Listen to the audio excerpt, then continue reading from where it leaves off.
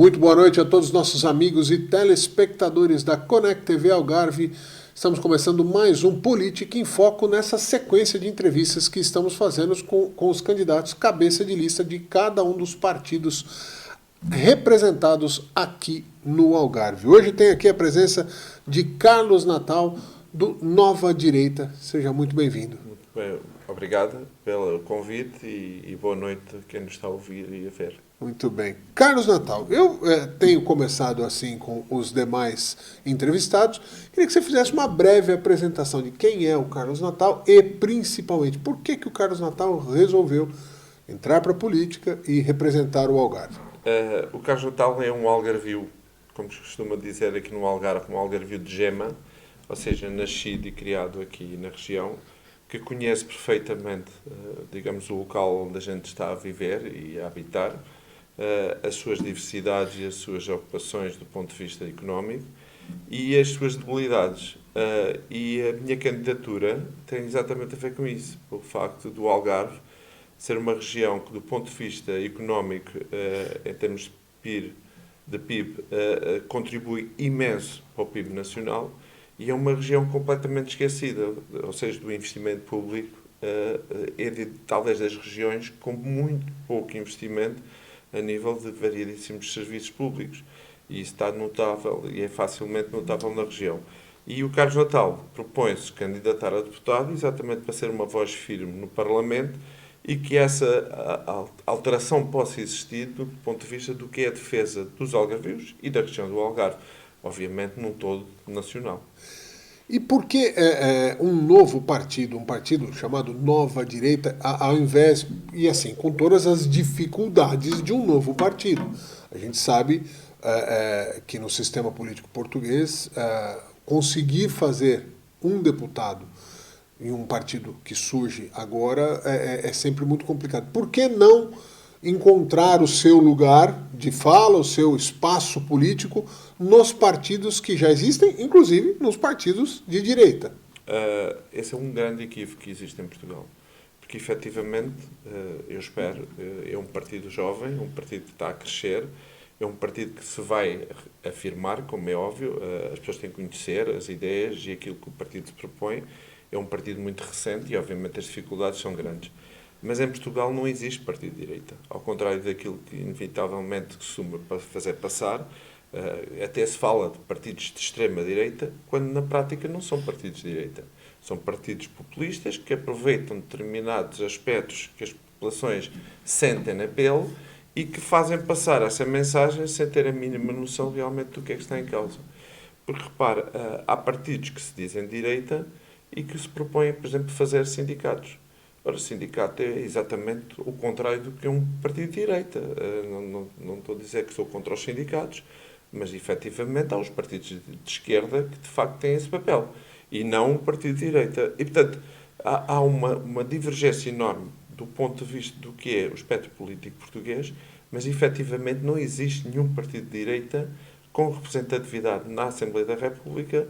E a Nova Direita propõe-se exatamente a isso. Ou seja, se nós olharmos para o espectro político representado na Assembleia da República, não existe nenhum efetivo partido de direita na Assembleia da República. Eu vou dar continuidade a esse questionamento, que eu acho que deve ser recorrente, as pessoas devem perguntar coisas similares assim. Quando você afirma que não há um partido de direita com representatividade, a primeira coisa que vem à cabeça, evidentemente, que é o Chega, e as suas críticas me parecem pontuadas a respeito de um partido populista que se utiliza de alguns recursos de retórica para se dizer de direita. Categoricamente, você diz que o Chega não é um partido de direita ou não representa os valores do partido Nova Direita? As duas coisas. Primeiro, porque não é um partido de direita. E depois não representa, digamos, aquilo que é o partido de direita e aquilo que são os princípios do partido de direita. Neste caso, da Nova Direita. Eu sei do que estou a falar. Eu não gosto muito de ir buscar o Partido Chega, parece que, de um momento para o outro, passou a ser algo de comparação, como se, efetivamente, em Portugal, efetivamente, o partido tivesse aquilo que realmente as pessoas dizem. Eu sei do que estou a falar porque eu sou um dos fundadores do Partido Chega. E, portanto, já estive no Partido Chega, sei perfeitamente o que é o Partido Chega e sei perfeitamente aquilo que era para ser o projeto inicial e aquilo que se transformou. Eu não gosto de falar muito sobre isso, nem quero falar absolutamente nada sobre isso.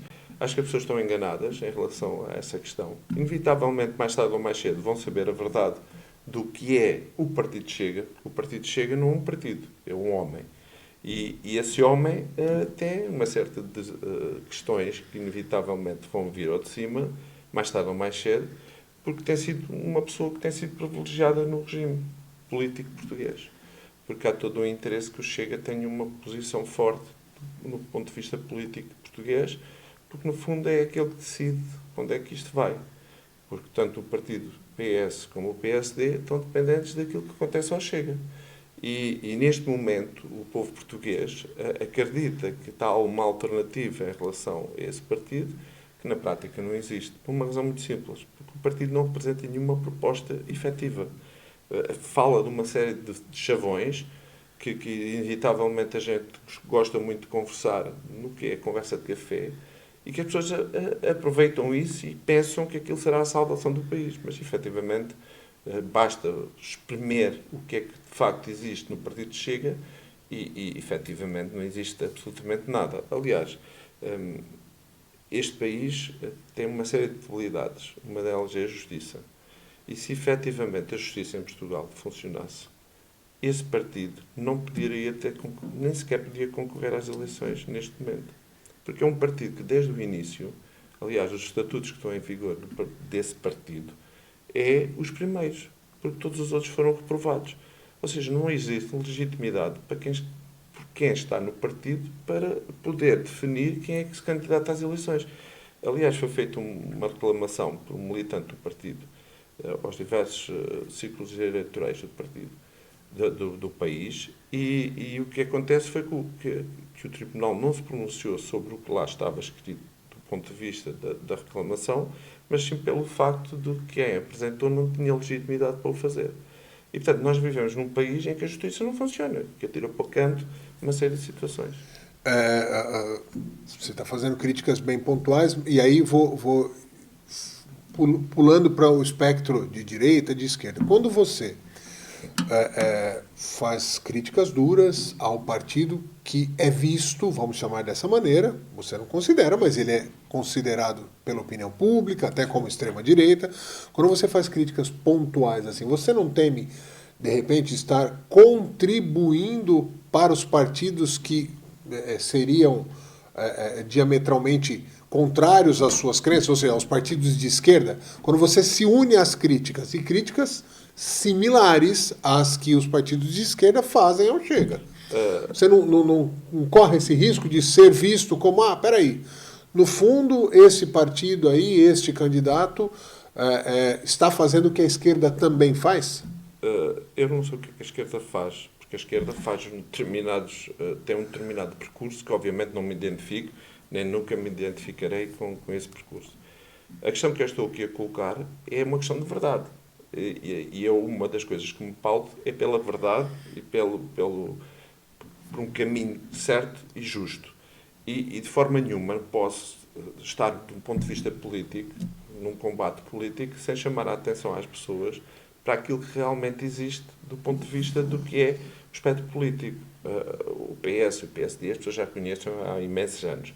E tanto é que sofrem de males terríveis que com dificuldade conseguem ganhar umas eleições. Para além de todo o sistema montado e de controle do sistema público em Portugal. E mesmo assim têm dificuldades.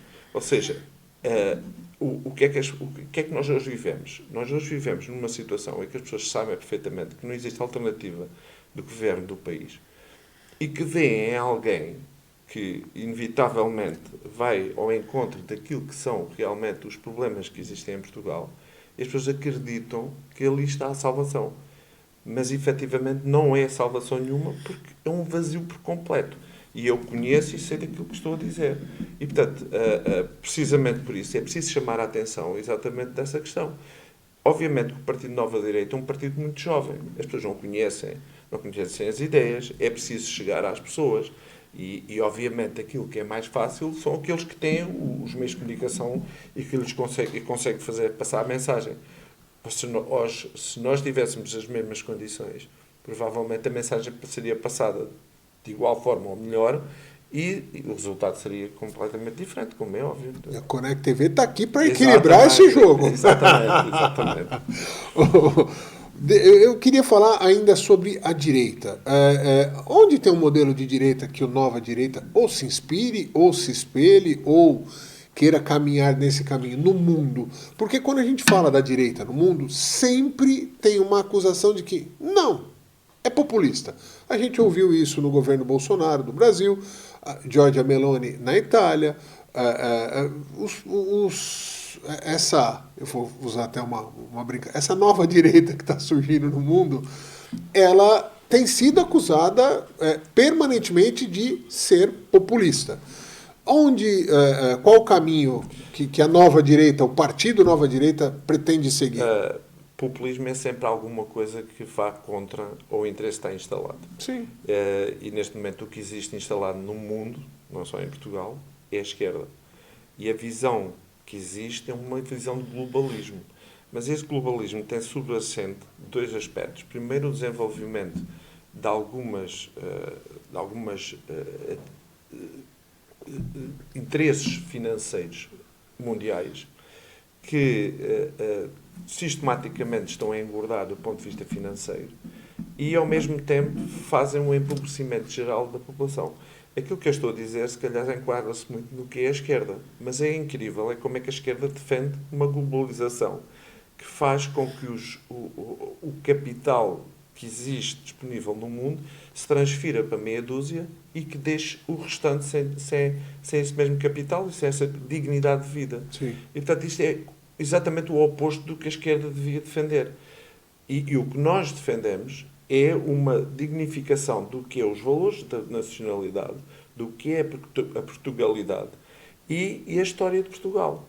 Assenta sobre um vigor enorme do que é a família e dos valores da família, que só isso é o sustento e a energia para podermos dar a volta aos problemas que temos no nosso dia-a-dia e que, inevitavelmente, Mas nós vamos lá. podemos ter. Do que existe de governo de direita no mundo, qual é o melhor caminho ou mais próximo que a nova direita de Portugal se identifica? Eu não ia muito por aí, porque, obviamente, todos os políticos têm umas situações boas, outras más. Eu não quero fazer comparações, porque as comparações são sempre muito latas e muito ínferas e podem criar algum ruído do ponto de vista do que é o apoio ou deixar de ser o apoio. O que nós defendemos é que a dignidade de vida das pessoas tem que estar acima de tudo. E nomeadamente, aquilo que é o esforço diário que as pessoas fazem. Porque, repare, nós hoje vivemos num mundo em que aqueles que se mais esforçam, aqueles que saem de manhã para trabalhar e que chegam ao final do dia, chegam ao final do mês e não têm dinheiro para pagar as contas que têm e tudo o que tem a ver com a família, com os filhos, etc. Por outro lado, vimos o Estado, coberto de um Estado social, ajudar a tudo o que é pessoas que se esforçam muito pouco ou que não se querem esforçar nada e que vivem da subsídio-dependência.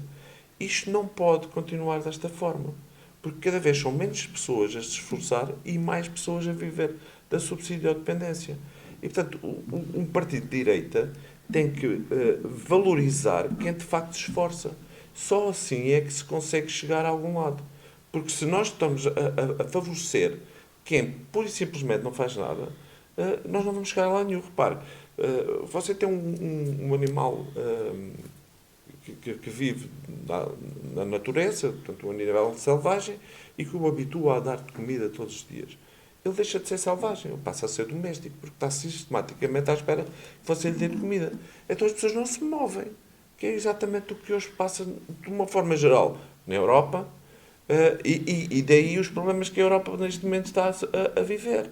Porquê? Porque nós andamos a caminhar décadas e décadas naquilo que é, digamos, o favorecimento de não fazer nada, de ajudar as pessoas que se esforçam pouco e deixar que, efetivamente, aqueles que se esforçam e que trabalham muitas das vezes à sua mercê e que com as dificuldades inerentes hoje em dia da vida. Eu vou me estender dentro dessa temática vamos dizer, do pensamento da nova direita, que justamente muita gente não conhece, só ouviu falar, muitos ainda nem ouviram falar, e a gente depois vai falar dos problemas ou dos temas algarvios. O Elon Musk, a gente pode dizer que é um representante do discurso de direita no mundo, ou pelo menos ele é acusado ou apontado como um empresário de direita. Recentemente, numa entrevista, ele falou que enxerga uma possibilidade ou quase um destino inevitável que se crie uma espécie de renda mínima universal. Porque as tecnologias estão substituindo mão de obras, a mão de obra de diversos setores, a inteligência artificial está diminuindo, vamos dizer, o impacto individual do trabalho, até o trabalho do pensar, do fazer coisas relacionadas à criatividade, esse tipo de coisa. E que ele enxerga que, muito brevemente, talvez tenha que se pensar a sério a respeito de uma renda mínima global. Que, a princípio, se a gente falar, é um discurso de esquerda, é um discurso que fala, não, tem que dar o mínimo para todo mundo. A direita do mundo não está um pouco perdida no seu próprio discurso? Não, porque assim, a direita o que se preocupa é com a evolução dos tempos e não fica parada à espera de que as coisas caiam em cima, mercê daquilo que é a evolução. Aquilo que acabou de dizer, nós temos que ter consciência que isso inevitavelmente vai acontecer. E, portanto, nós temos que preparar a população e os países exatamente para isso. E não ficar amorfos e amorfos à espera que as coisas se resolvam, como aconteceu com a Europa ao longo destas décadas. E agora, nem segurança, nem produção industrial, nem condições nenhumas do ponto de vista geopolítico para marcar uma posição. E, portanto, nós estamos décadas em atraso. E, inevitavelmente, o que nós temos que fazer é valorizar aquilo que é as nossas capacidades individuais e coletivas do ponto de vista dos países, nomeadamente Portugal, e poder, nesta nova evolução que o mundo está a ter, aliás, tirando partido exatamente destas novas tecnologias, para conseguirmos nós próprios nos afirmarmos como país e como alguma potência do ponto de vista económico. Porque, inevitavelmente, os portugueses são conhecidos por um povo, aliás, desde os descobrimentos, muito audaz, e o que acontece é que nós, sempre desde os descobrimentos, tivemos políticos que nos ajudaram a viver, ou nos fomentaram a viver de subsídios. Já no tempo dos descobrimentos, nós vivíamos do ouro que vinha das colónias. Portanto, para nós em Portugal era fácil, porque o dinheiro caía sempre aqui.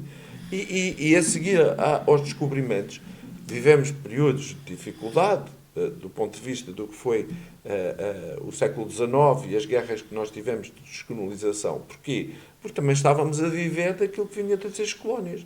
A partir do momento em que acabou aquilo que eram as colónias portuguesas, o que é que isso começou a existir? A colónia, digamos, europeia. Começou a vir os fundos europeus para Portugal e Portugal continua a viver exatamente na mesma situação. Ou seja, os políticos em Portugal, o que eles gostam é de dinheiro fácil.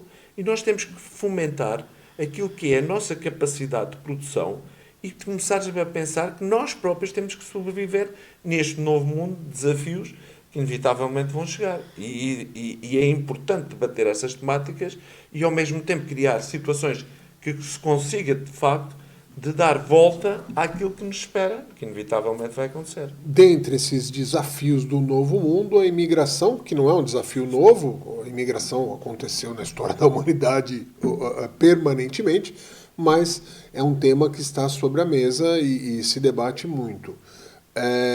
Portugal tem políticas adequadas para a imigração? Qual a importância dos imigrantes, na sua opinião, para o crescimento de Portugal? Há quem defenda que imigração demais é ruim, há quem defenda que quanto mais imigração é melhor, pelo fato de Portugal ser um país que tem uma tendência a ter menos natalidade, ou seja, a população está diminuindo. Isso, inevitavelmente, a questão da menos natalidade, ao longo de várias décadas, originou aquilo que nós neste momento temos. uma questão do ponto de vista demográfico em que existem muito mais pessoas idosas do que ativos Sim. a trabalhar. E, portanto, nós temos que compensar exatamente isso. Se queremos que o país tenha um desenvolvimento e que cresça do ponto de vista económico, nós temos que ter mão de obra. E, efetivamente, essa mão de obra só pode vir de uma forma imediata através da imigração. Mas tem que ser de uma forma com regras, que é exatamente aquilo, o contrário daquilo que aconteceu. Mas, repara, houve uma quantidade enorme de pessoas a chegar a Portugal que vinham na esperança de poder ter uma vida melhor e, se calhar, ainda estão a viver pior do que aquilo que viviam nos países deles. Obviamente que há alguns que vieram de países com guerras e com situações Sim. muito complicadas, mas muitos outros não. Portanto, hoje vivem, se calhar, em piores condições alguns, e a gente vê muitos mendigos imigrantes nas ruas, do que eventualmente podiam estar nos países dele. A questão que se coloca é que tem que existir, acima de tudo, regras do ponto de vista de que é as capacidades de acolhimento e da necessidade do país, e quando se conseguir, digamos, regular essa situação, nós teremos a imigração que é necessária. Porque, efetivamente, o país, para se desenvolver, precisa de mão de obra. E, neste momento, nós estamos a passar do 8 para o 80. Ou seja, ou tínhamos o 80 e agora estamos a passar para o 8. Porque, assim, havia uma desregulação total e, neste momento, estamos a restringir, digamos, a entrada. Isso vai criar, provavelmente, dificuldades àquilo que são os setores que precisam de mão de obra e não têm. Mas, por outro lado, mesmo aqueles que já estão e aqueles que possam vir estão a criar imensos problemas, nomeadamente na questão da habitação, que já era um problema crónico dos portugueses e agora passou a ser um problema extremamente crónico, tanto dos portugueses como daqueles que vêm para cá. E, portanto, nós agora estamos numa situação complicadíssima, com dificuldade enorme na resolução do problema e que, naturalmente, vai demorar décadas até se normalizar. Agora, o que nós temos que fazer, Portugal tem essas décadas para aguardar? inevitavelmente vai ter que ter, porque não há outra forma de o fazer, né? Portanto, se nós queremos construir habitação, e aliás tem que ser construída mais habitação, ela demora tempo a ser construída. Sim. Para além da questão do financiamento, que provavelmente até se consegue dar alguma forma de resolução do ponto de vista do que é o financiamento, mas ao mesmo tempo precisamos de tempo para que a construção seja efetiva, que seja realizada. E só não é mais rápido porque há imensos entraves burocráticos, que a burocracia tem que existir, mas o problema é que quando é uma burocracia desregulada por completo, que é o que existe em Portugal, faz com que aquilo que era a atividade normal de construção se dificulte de uma forma brutal. E isso, enquanto não se diminuir todo o entrave que existe à construção, obviamente que ela tem que ser feita com regras, mas as regras são cumpridas com prazos e não com décadas ou com anos e anos e anos que levamos para construir e para aprovar projetos, etc. E quando não se resolver também esse problema, mais dificuldade vamos ter para resolver a questão. Eu queria dar um exemplo. Existe um construtor no local onde eu vivo, em Portimão, que constrói edifícios para alugar, que é exatamente aquilo que Portugal mais precisa de habitação para alugar. E esse construtor constrói um edifício e depois desse edifício estar construído e alugado com as pessoas dentro, ele passa para outro. Ok. Mas estamos a falar da construção de um edifício que demora seguramente perto de 2 anos e depois o senhor me disse diretamente a mim que demora cerca de 3 anos a ter a licença de habitabilidade do prédio. Depois de pronto. Depois de pronto. Ora, se nós estamos a falar de situações destas, nós estamos a ver a dificuldade que é de alguém que quer construir para resolver o problema que neste momento é crónico no país e que vive neste momento desta situação. O senhor costuma dizer claramente que provavelmente as entidades queriam era mais qualquer coisa para além daquilo que ele já pagava em licenças. Mas ele não estava na disponibilidade de o fazer. E, portanto, ficava a aguardar o tempo necessário para ter a licença de habitabilidade. E este é um problema que nós vivemos no país. Não é só em Portimão, como em muitos outros locais. Aliás, Eu estou falando abertamente em corrupção. com certeza. É o que se passa neste país e que, inevitavelmente, as pessoas têm que ver. E como corrigir isso? acima de tudo, com um aspecto que acho que é essencial, é transparência. Ou seja, só a transparência é que pode acabar ou minimizar a corrupção. E o que é a transparência? As pessoas, o cidadão, ter ao momento, online, neste momento, nós temos todas as condições de poder ter tudo online, online tudo o que se faz do ponto de vista da administração, tanto no poder local como no poder mais global, nacional. E, portanto, se existir transparência, a corrupção não pode existir. Porquê? Porque é precisamente neste mundo obscuro que a corrupção persiste. E, obviamente, é um entrave enorme, porque se perguntar aos partidos tradicionais sobre transparência, eles dizem que é muito bonito, mas na prática, do ponto de vista do que é orgânica e as leis para a transparência, é zero. Você está me dizendo o tempo todo aqui de itens que falam de menos Estado. A solução apresentada nesse momento, ou duas soluções que eu tenho ouvido de outros candidatos e até que têm sido debatidas em nível nacional, passam ou se debate a possibilidade de regulação do teto de valores para alocação de imóveis e para a utilização de milhares de imóveis que são do Estado, que estão aí parados, fechados. Ou seja, duas possíveis soluções a curto prazo, mas que passam pela mão do Estado. Como é que o senhor enxerga esses dois itens? Esse tipo tanto uma medida como outra, eu acho que são duas falácias. A primeira, porque é uma falácia, porque está mais que provado que a imposição de tetos de renda não resolve problema nenhum, pelo contrário, agrava. Porque, obviamente, quando nós temos uma carga fiscal enorme sobre o que é a propriedade privada, sobre o que é a construção, sobre todas as atividades económicas do país, nós temos que refletir tudo isso naquilo que é o produto final. Portanto, se alguém tem um apartamento ou vai construir um apartamento para alugar, tem que pensar que há duas hipóteses. Ou investe e arrisca, ou está quieto e coloca o dinheiro no banco. E, portanto, há aqui duas situações que as pessoas têm que... Quem tem condições para o fazer, tem que ponderar.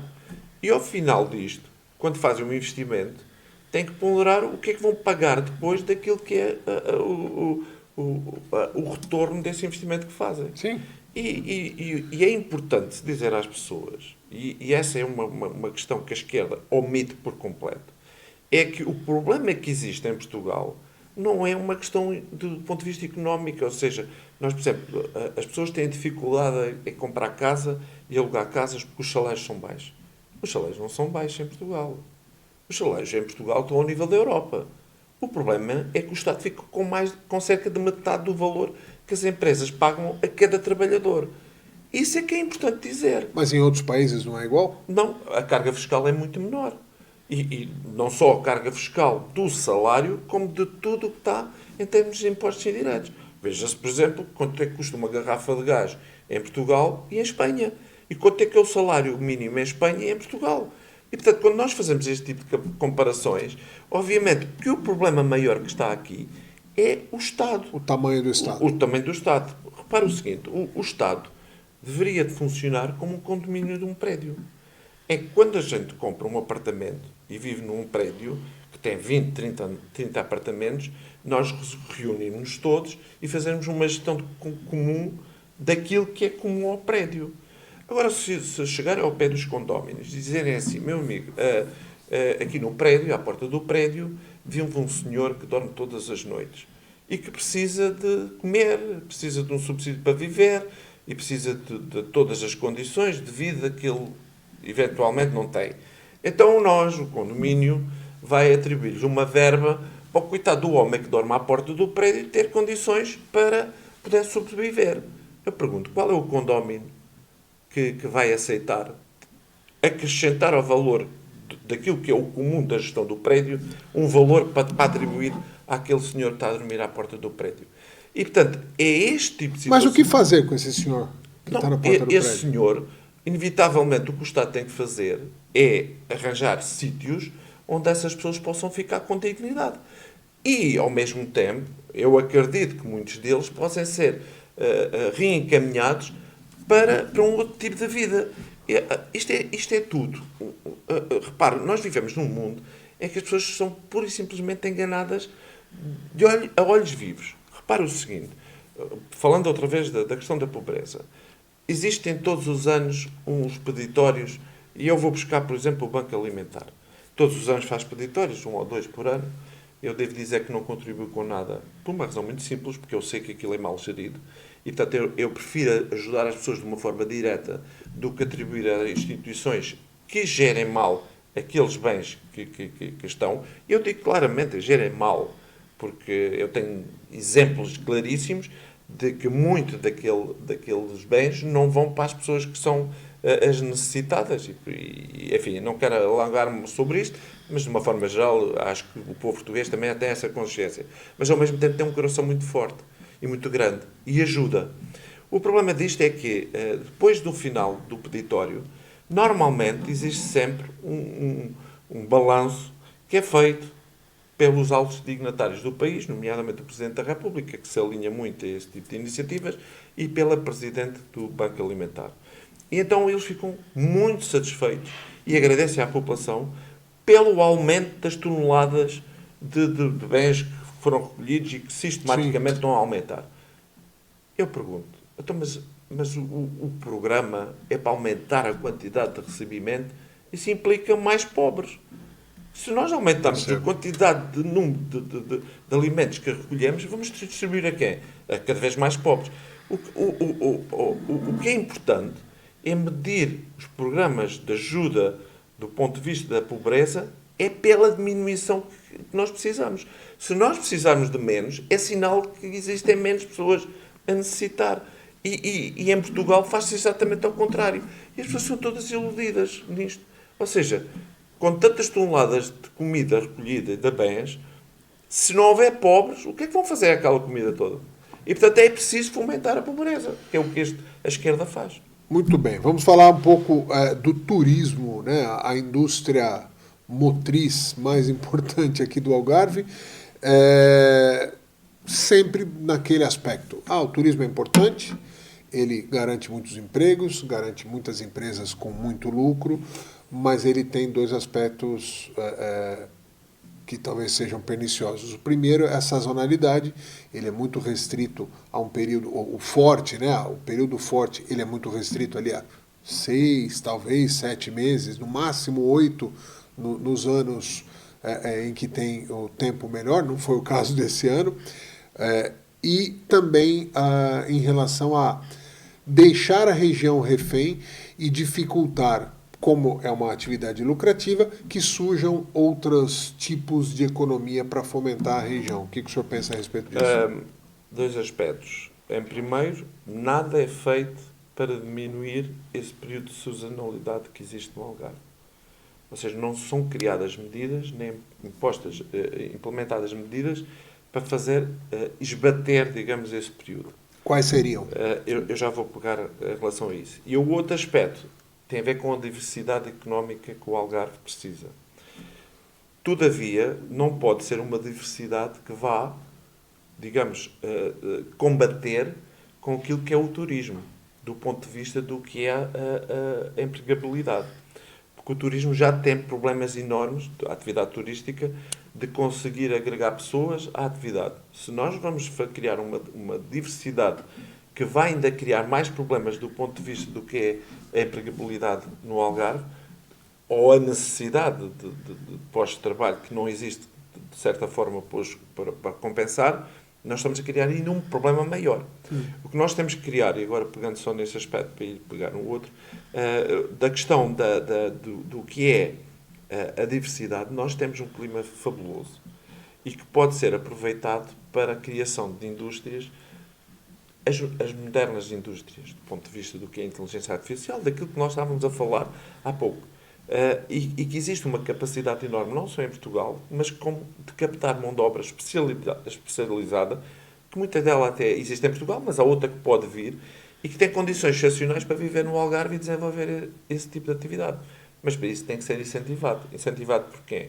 Primeiro pelo poder central, que obviamente está pouco virado para o Algarve, e é por isso que é importante ter uma voz firme para que a região seja defendida, e ao mesmo tempo, pelas autarquias, fazer ver às autarquias que têm que, de uma forma global e não bairrista em cada uma das autarquias, criar um polo de forma mundial, um polo com dimensão, de maneira que se consiga criar atividades do ponto de vista do que é hoje as atividades de inteligência artificial, do ponto de vista do que é, digamos, a atividade altamente lucrativa e, ao mesmo tempo, muito especializada, que não vá entrar em confronto direto com aquilo que é a necessidade do turismo. E, portanto, esse tem que ser o caminho. Há imensas situações que se pode ir buscar do ponto de vista do que é a mobilidade dos transportes, porque temos um autódromo em Portimão, por exemplo, com uma dimensão enorme. E existe, por exemplo, situações que têm a ver com o desenvolvimento de problemas que nós temos neste momento, como é o caso da água, que inevitavelmente podemos criar polos de desenvolvimento e de criação de alternativas em relação a isso. E, portanto, tudo isto nós podemos ser pioneiros, mas para isso é preciso que haja visão, coisa que não tem existido até agora. Por outro lado, o que é a sazonalidade? Repara, o Algarve tem um grande período de inverno, mas mesmo, está bem que estes últimos 2 anos a situação do inverno tem sido bastante rigorosa, mas não quer dizer que isto vá ser sempre assim. Sim. Como aconteceu, já houve anos que não era assim. Mas quem tem uma atividade, e nomeadamente um hotel, tem que pensar que o hotel só pode funcionar com lucro. E se tiver prejuízo, mais vale estar fechado, como é óbvio. E o que acontece é que nos meses de inverno, para as unidades hoteleiras, mais vale estarem fechadas do que assumirem os custos da operacionalidade que inevitavelmente não conseguem. Então, o que é que nós temos aqui que fazer? É, por um lado, incentivar as empresas a não fechar, porque se as empresas não fecham, se os hotéis não fecham, a probabilidade de nós termos clientes é maior. Mas como incentivar? Por exemplo, repara o seguinte, o Estado paga subsídios de empregos aos trabalhadores que vão para casa. Nestes períodos em que as unidades hoteleiras estão fechadas, que normalmente é um período entre novembro e fevereiro. Fevereiro, março. Sim. Mas o maior e o grosso é entre novembro e fevereiro. Ok.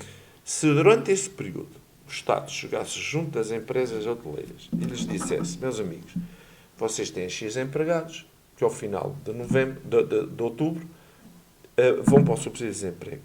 E o Estado vai ter que assumir, digamos, a comparticipação nesse subsídio a 100% até fevereiro. Se nós fizermos um acordo com vocês, é que o Estado financia 50% do subsídio de desemprego, por exemplo, para os trabalhadores se manterem na empresa e vocês manterem a atividade, para além de outras situações do ponto de vista do que é a carga fiscal, se calhar o Estado ganhava dinheiro. E, ao mesmo tempo, a região não tinha tanta sazonalidade. Eu entendo a lógica disso, mas, grosso modo, me parece mais Estado, e aí cria uma sensação assim, mas peraí, o Carlos Natal, ele defende menos Estado quando é para o cidadão e mais Estado para quando é o empresário. Eu estou fazendo uma provocação. Sim, é mesmo uma provocação. Mas... Porque isso pode ser entendido dessa forma. Eu entendi a lógica do que você disse, mas como é que se traduz isso numa filosofia que sempre fala de menos Estado, menos Estado, menos Estado, mas na hora que o empresário, vamos dizer, precisaria do apoio, mais Estado para o empresário. Não, porque repare, nós temos que inverter a situação. Nós não podemos estar à espera que sejam os empresários a assumir o risco na totalidade. Porque, obviamente, a pessoa tem que fazer contas do que é que está aqui em causa. Aliás, tendo em conta uma outra situação. É que o Estado, independentemente das empresas darem prejuízo ou lucro, a parte dele está sempre garantida. E, portanto, as empresas também têm que pensar nisso. E é exatamente nessa questão do Estado que só quer a parte dele sem nada a dar em troca que nós temos que inverter. Aliás, temos que inverter até para o país se poder desenvolver. Porque se nós estivermos à espera que este caminho persista, nós não saímos nunca da situação. Nós temos que, aliás, tem que ter uma outra visão, que é não olhar para o empresário como alguém que é o mal da fita, mas como alguém que pode resolver os problemas que nós temos. Repara o seguinte, o ano passado faltavam, no pico do verão, no Algarve, cerca de 150 mil postos de trabalho. Sim. E haviam inscritos nos centros de emprego da região 50 mil desempregados. Eu pergunto, isto é correto? Está faltando conexão aí.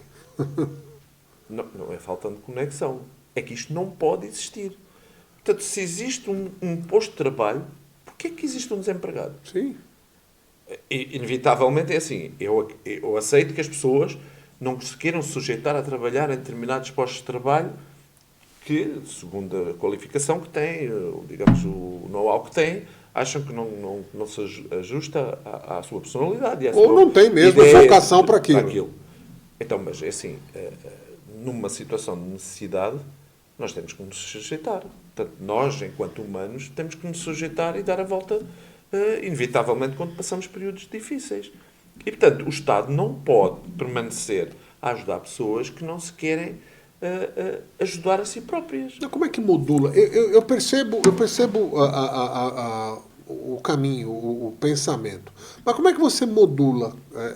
Como é que você vai descobrir se aquela pessoa não se adapta, não tem vocação, não tem formação, não tem condição de trabalhar naquele segmento, ou não, ela só não quer trabalhar e ficar vivendo do Estado? Como é que se mede isso? Porque é muito difícil, é muito individualizado. Eu percebo... O medir é fácil.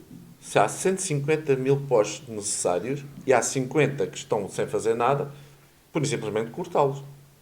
Ou seja, não há necessidade de ter desempregados. Tem que ser cortado. Ou seja, as pessoas... Uma coisa radical assim, corta e cada um que corra atrás do... E cada um vá à procura daquilo que tem que existir. Isso. Agora, se existisse ao contrário, 150 mil desempregados e 50 mil ofertas, pronto, o Estado aí tem que ter um papel importante. Mas ao contrário não, como é óbvio. Vamos passar para o tema que eu acho que é fundamental. Quando a gente fala do Algarve, qualificação do espaço, o Algarve é um destino desejado pelo mundo inteiro. São em torno de 150, 160 nacionalidades que visitam o Algarve todos os anos. Ou seja, o Algarve tem um status e uma imagem muito boa como destino turístico. E se falar de destino turístico de praia, premiado aí nos últimos 12 anos, se não me engano, 8 ou 9 vezes, como o melhor do mundo. Tá tudo certo nesse sentido. Mas aí a gente tem uma Estrada Nacional 125, por exemplo, que parece desconectada dessa imagem. Ela poderia ser uma estrada muito importante, inclusive para capilarizar, para tirar o turista só de onde ele costuma ficar, para ele conhecer novos espaços, conhecer ali um pouquinho do Barrocal, chegar na Serra. A 125 é um caminho de ligação, que acaba não representando essa imagem bonita. Uma rua. Exato, é uma rua, exatamente, com muitas rotundas, com muita poluição visual, com falta até de coisas simples para um destino turístico, como jardinagem, limpeza. O que de efetivo um deputado pode fazer para esse tema que está na mesa há muitos anos? Um deputado pode sempre tomar a palavra e no sentido de levar e encaminhar para aquilo que devia ser feito. Por luz ao tema. Exatamente, mas não só. Repara, nós, do ponto de vista da organização do que é a administração local, temos várias capelinhas. Capelinhas no sentido que temos os vários municípios. Sim. E cada um puxa a brasa para a sua sardinha. E nós vimos situações em que nós temos estradas boas num concelho, depois passa-se para um péssimo no outro, depois a seguir temos nova. É nítido. Isto tem a ver não só com aquilo que é a capacidade de desenvolvimento de cada um dos municípios, mas também com digamos, a visão política que está ali em causa. Okay. Quando o governo é de um e a Câmara é do outro, se calhar as coisas não funcionam tão bem. Então ajuda-se sempre àquele que é da mesma cor política. E tudo isto é uma visão retrógrada, não só do ponto de vista do poder nacional, como poder local, porque não jogam para o desenvolvimento da região e que esse desenvolvimento depois fomenta o desenvolvimento local em cada um dos locais. Repara o seguinte, No Algarve existe um organismo, que é a Associação do Município do Algarve, que devia ter um papel muito importante naquilo que é a definição. Alguns aspectos têm tido, mas muito ténues. Não só do que é o investimento, aquele que é o investimento que deve ser prioritário e, ao mesmo tempo, fazer uma pressão forte junto do poder central para que tenha fundos para poder fazer aquilo que eventualmente se propõe a fazer. Sim. Isso não tem existido no Algarve. E depois há uma outra visão que é importante que a gente tenha presentes e que é a visão que se passa não só no Algarve, mas provavelmente aqui é muito mais...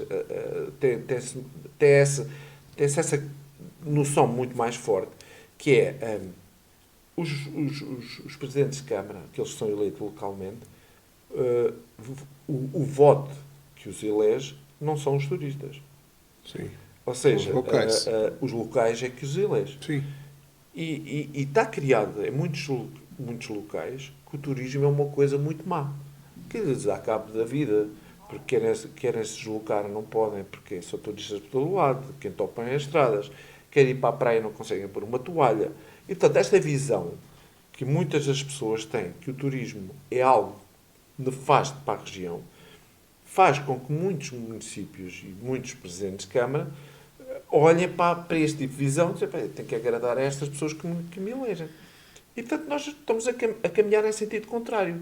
Porque não se consegue fazer ver às pessoas que o desenvolvimento da região que está dependente do turismo e que temos que criar condições para que esse turismo seja, de facto, que venha, mas que não crie grandes transtornos, não só até para os turistas, quem está a passar férias também se passa horas na estrada, ou não consegue ir à praia, ou não consegue estacionamento, também fica em stress e, portanto, se calhar começa a ponderar e ir para outros locais.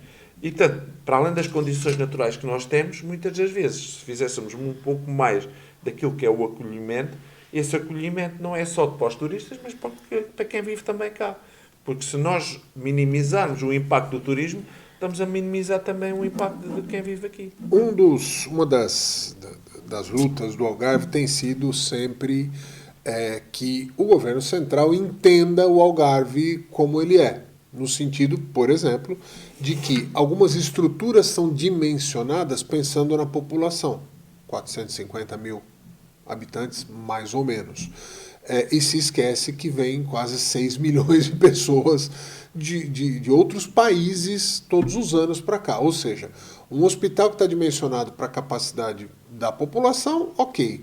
Mas num período de alta de 6 meses, ou seja, pelo menos metade do ano, sobrecarrega todos os sistemas de saúde, de transporte, de segurança e tal.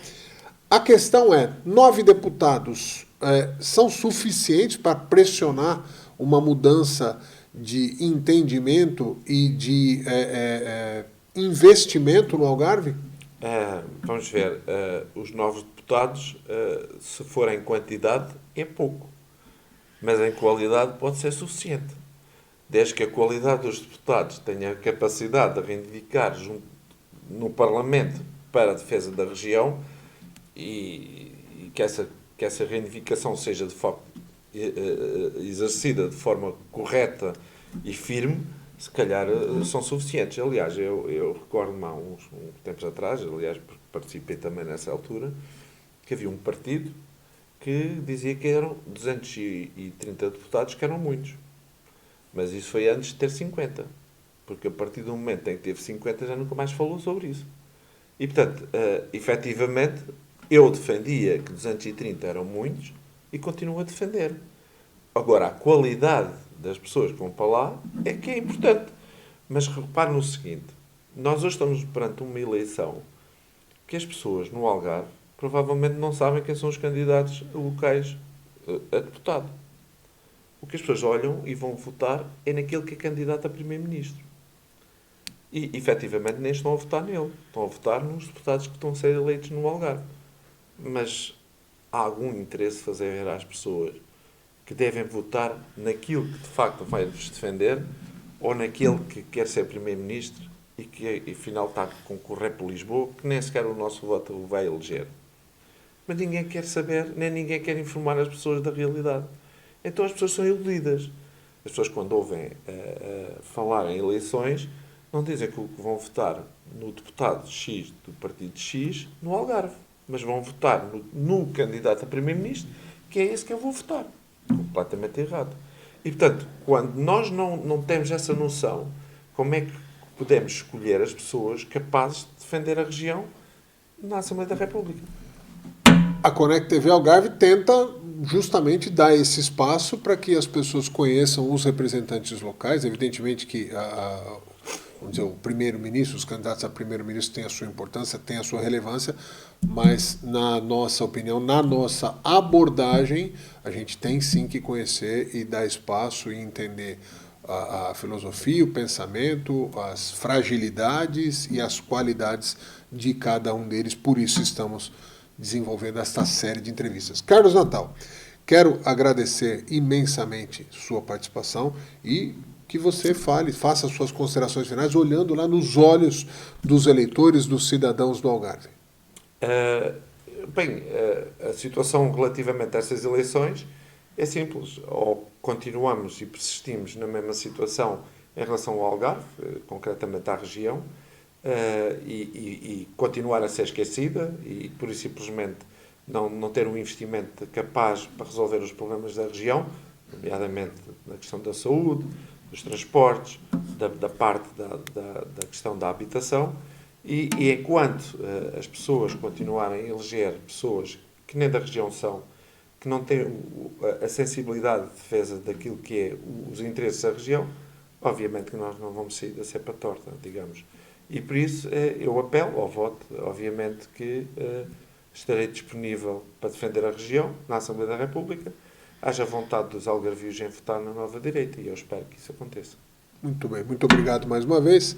A vocês que acompanharam mais esta entrevista, mais este Política em Foco, o nosso agradecimento também e o pedido para que continuem cada vez mais conectados na Conect TV Algarve. Uma boa noite.